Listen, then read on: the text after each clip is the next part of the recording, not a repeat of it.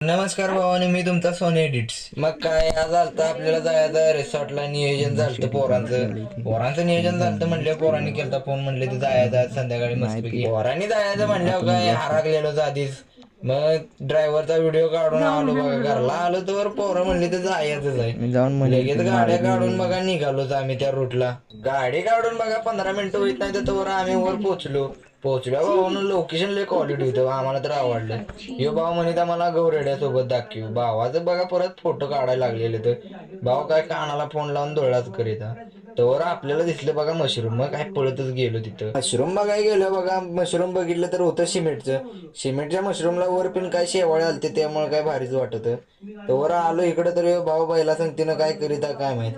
बैल दाखवायचं ना तर त्यानं मागं नेल्यावर काय बघा ते पॉट फाडलेलं तिथं, त्यातनं बघा म्हणिता त्या पॉट पाडण्यात फोन घातला तर दिसत त्यात सगळ्या सळ्याच. म्हणलं हे काय पोटात ना आलं त्याच्या बाहेर. मग बाबांनो, व्हिडिओ आवडला असेल तर लाईक करून घ्या आणि पार्ट 2 बघायला विसरू नका.